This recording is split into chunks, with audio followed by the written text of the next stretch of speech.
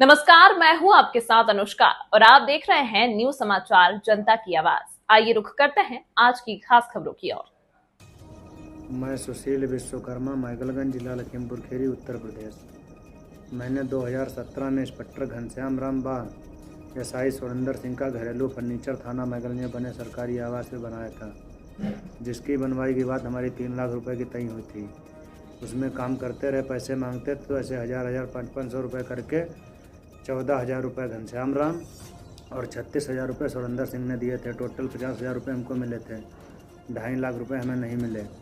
फिर मैंने पैसा कई बार मांगा तो इन्होंने पैसा देने से मना करते रहे। काम हमारा बराबर चलता रहा। रन्ना मशीन जनरेटर वहाँ पे किराए से था, काम छोड़ भी नहीं सकते थे जब तक का फाइनल नहीं हो रहा था। उसके बाद लकड़ी शाम को हमसे लिखा लेते थे और रात में चिरा के और कटा के लाते थे। सुबह लकड़ी जब वहाँ पे हम जाते थे तो गीली लकड़ी सागौन की सब वहाँ पे हमें मिलती थी। अब ये पता नहीं चोरी से लाते थे, ख़रीद के लाते थे, लकड़ी सब गीली आती थी।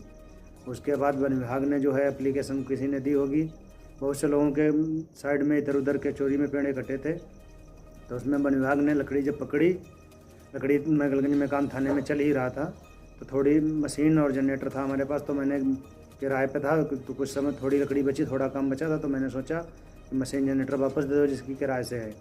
वापस दे दिया। थोड़ी लकड़ी बची तो रंधवाने के लिए सुरेश यादव लकड़ी मंडी में रंधवाने ले गए। वहाँ पर लकड़ी वन विभाग वालों ने पकड़ी। तो इन लोग दरोगा साहब इंस्पेक्टर साहब को मैंने फ़ोन किया तो इन्होंने कहा तुम अपनी लकड़ी बता दो, मेरा नाम क्यों ले रहे हो। तो मैंने कहा सर हम अपनी लकड़ी कैसे बता दें, हम तो मजदूरी का काम हमारा है, हम कैसे लकड़ी भी बता सकते हैं। तो इन लोगों ने बहुत गाली दी और बहुत परेशान भी किया। उसके बाद मैंने एप्लीकेशन दी, एप्लीकेशन सीओ साहब को दी, तो सीओ साहब ने कहा ठीक है हम कार्रवाई करेंगे, आप घर में जाइए, सब जिम्मेदारी हमारी है। घर पे आए, उसी दिन सुरेश यादव और इनके साथ में 5-6 आदमी थे, सबके साथ जायज़ नाजायज़ असलहाएँ थी और घर पे आके गाली देने लगे। जब हम निकले तो सुरेश यादव ने तलवार हमारे गर्दन पे छोड़ी मगर वो पैर में लगी। उसके बाद हम वहाँ से भाग गए। भागने के बाद लखीमपुर में अस्पताल में मैंने मेडिकल भी करवाया।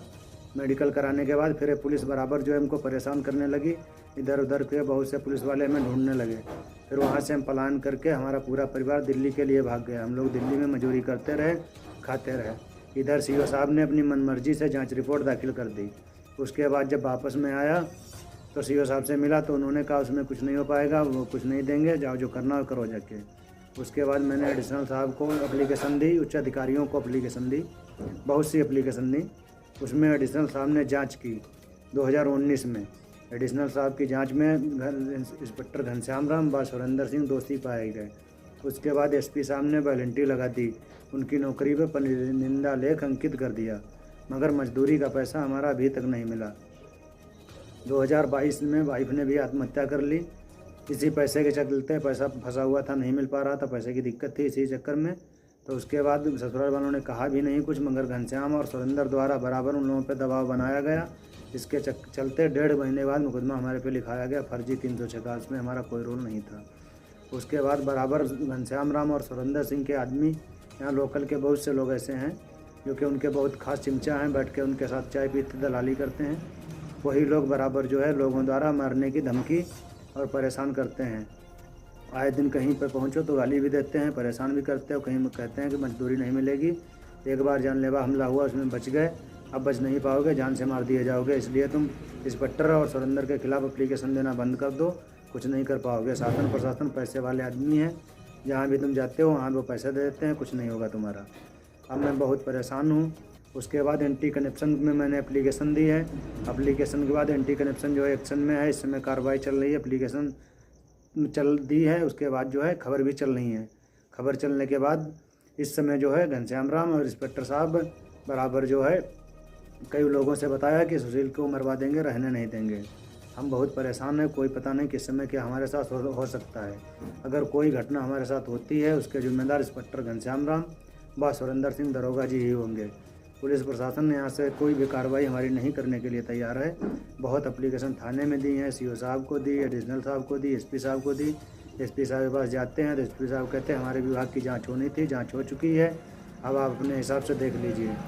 उसके बाद मैंने कोर्ट में भी कोर्ट जिला में जो है लेबर कोर्ट में केस डाला था, तो हमारा प्लान था, उसमें कोई सुनवाई नहीं हो पाई थी। उसके बाद मैंने एसडीएम कोर्ट में मुकदमा डाला, तो एसडीएम कोर्ट में विनीत उपाध्याय एसडीएम साहब थे, उन्होंने हमारा मजदूरी का 2.5 लाख था, 2.5 लाख दंड लगा के 5 लाख रुपए का ऑर्डर भी कर दिया था और 15 दिन के लिए अदायगी के लिए लिखा भी था। मगर उसके बाद विपक्षी लोगों ने इंस्पेक्टर घनश्याम राम व सुरेंद्र सिंह ने बात दायरा उसमें डाला था। बात दायरा के बाद एसडीएम साहब बदल गए। उसके बाद कौन सी साठगांठ की है, उन्होंने हमारा जो आदेश हुआ था उसको निरस्त कर दिया।